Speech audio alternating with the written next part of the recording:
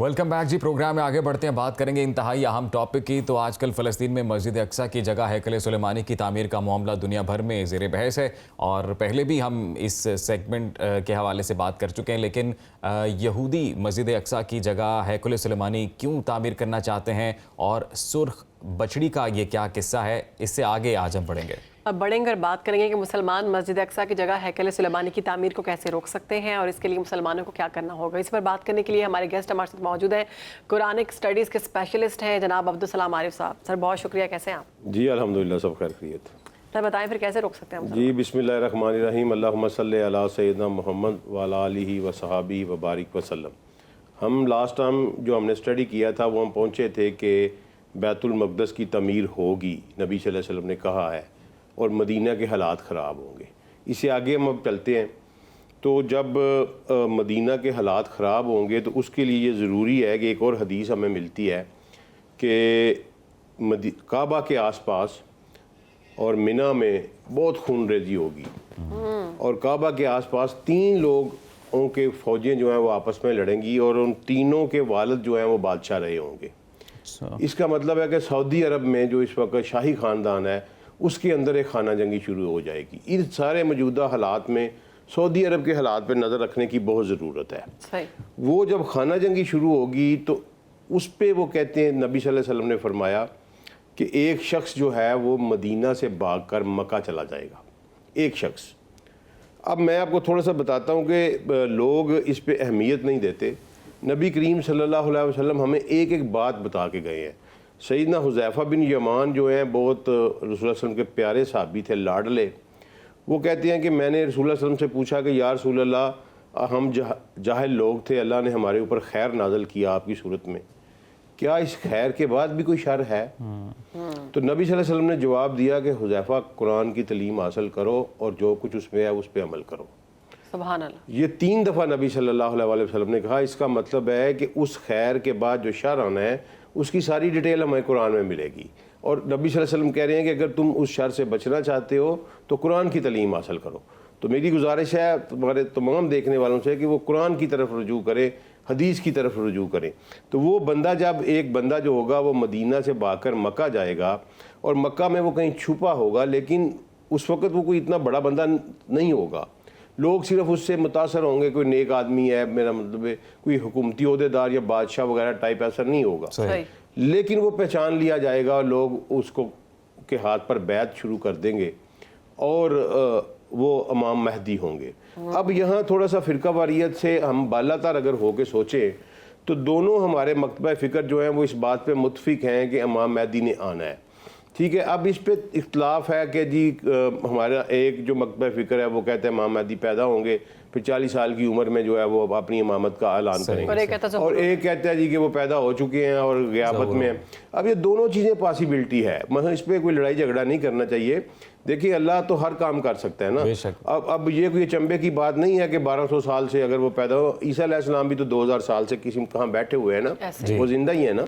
तो इस तरह हो सकता है इमाम महदी भी जिंदा हो सकता है ना हो, लेकिन वो जब आएंगे तो फैसला हो जाएगा भाई ये काम, और कोई लड़ाई झगड़े वाली कोई बात नहीं है। लेकिन इस बात पे हम सब मुत्फिक है कि उन्होंने आना है, क्योंकि हमारी अहादीस भी बड़ी स्ट्रांग किस्म की हैं और इनकी जो अहले तशय्यो है इनकी अहादीस भी जो है वो बड़ी स्ट्रांग किस्म की सारी इस बारे में है कि इमाम महदी ने आना है।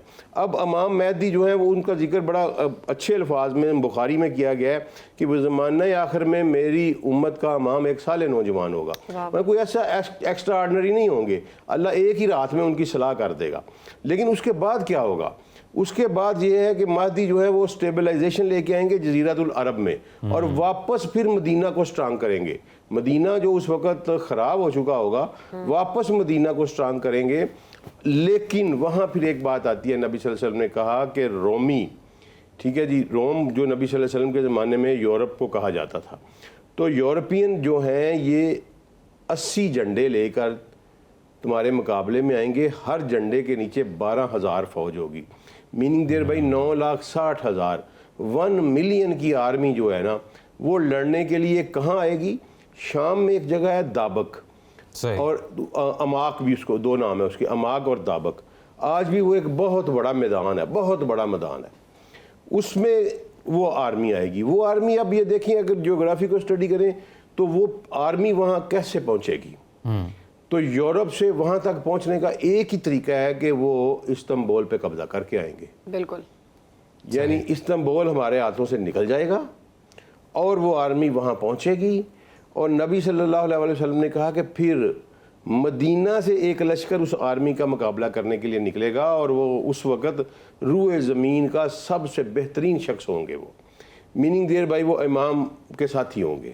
تو وہ نکلیں گے, وہ ان کا مقابلہ کریں گے. اس میں نبی کریم صلی اللہ علیہ وسلم نے پھر یہ جو ہمیں موجودہ حالات نظر آ رہے ہیں نا, بالکل وہ پکچر میں بالکل فٹ بیٹھ رہی ہے. کیسے کہ نبی صلی اللہ علیہ وسلم میری امت کا 1/3 حصہ جو ہے نا وہ ان کے ساتھ مل جائے گا, 1/3. ٹھیک ہے, اور وہ جنگ سے احتراز کریں گے, دور نکل جائیں گے, بھاگ جائیں گے. صحیح. اور اللہ ان کی توبہ کبھی قبول نہیں کرے گا. اللہ اکبر. ٹھیک ہے. اور پھر نبی صاحب میری امت کا 1/3 حصہ ان سے لڑے گا اور شہید ہو جائے گا, اور وہ افضل الشہداء ہوں گے. سبحان اللہ. سبحان اللہ. اور 1/3 حصہ ان پہ غلبہ حاصل کرے گا. جیتنی جنگ انشاءاللہ ہم نہیں ہے, لیکن اس سے پہلے اللہ ہمیں محفوظ رکھے, ہم اس 1/3 میں نہ چلے جائیں جن کی توبہ اللہ کبھی قبول نہیں کرے گا. اللہ آمین. چلے شہید ہو گئے وہ تو افضل الشہداء میں چلے جائیں گے الحمدللہ, وہ کوئی ایسی بات نہیں. لیکن دعا کرتے ہیں کہ ہم سب اس کیٹیگری میں داخل نہ ہو جائیں جن کی توبہ اللہ کبھی قبول نہیں کرے گا. تو اس لیے مسلمانوں میں تفرقہ بازی ختم کر کے جماعت کے ساتھ جڑا رہنا بہت ضروری ہے. اچھا, جب یہ ہو جائے گا, یہ اس پہ فتح پا لیں گے, لیکن یہ جنگ اتنی بڑی ہوگی کہ اس کے بعد دنیا میں کچھ نہیں بچے گا. نبی کریم صلی اللہ علیہ وسلم نے فرمایا کہ ایک بندے کی اگر 100 بیٹے ہوں گے تو اس میں سے 99 ہلاک ہو جائیں گے, اور روئے زمین پہ لاشوں کے انبار اس طرح لگے ہوں گے کہ پرندے بھی نیچے نہیں اتر سکیں گے کسی صاف ستھری جگہ. یعنی میں جو نبی صلی اللہ علیہ وسلم کے جو الفاظ ہیں اس سے جو کنکلوژن ڈرا کرتا ہوں وہ یہ ہے کہ might be atomic war, world atomic war ہوگی, اور جس میں تباہی و بربادی, پوری دنیا تہذیب تباہ ہو جائے گی, اور شاید انسان واپس گھوڑوں پہ اور نیزے تلواروں پہ چلا جائے.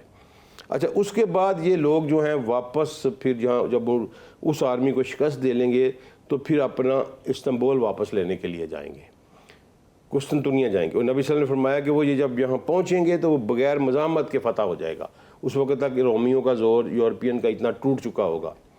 وہاں پہ جب اب یہ فتح کر لیں گے تو اس وقت کہتے ہیں جی کہ ایک اعلان ہوگا دنیا میں کہ دجال نکل آیا.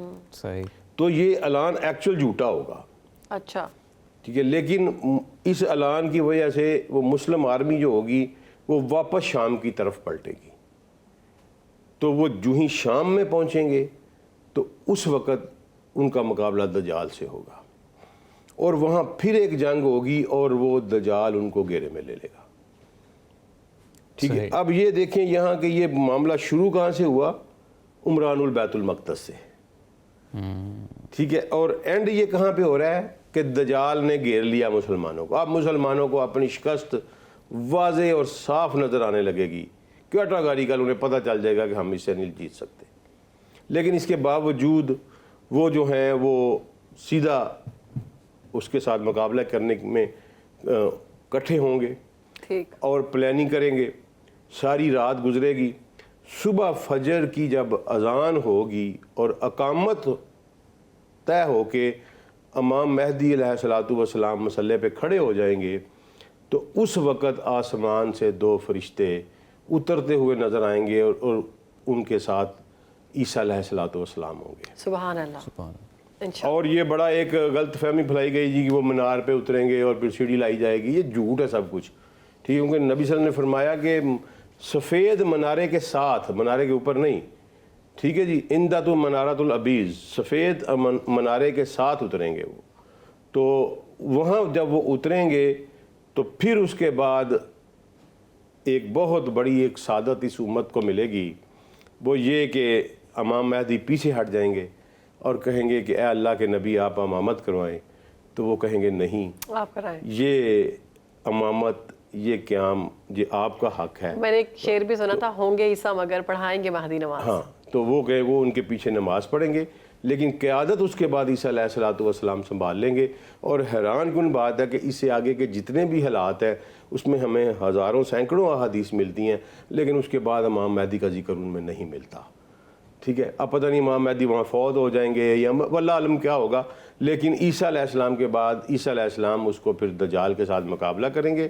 اور دجال چونکہ میں نے آپ کو پہلے بھی بتایا تھا کہ وہ ایک نبی کے علاوہ اس کو کوئی قتل نہیں کر سکتا، یہ نبی صلی اللہ علیہ وسلم نے کہا تھا.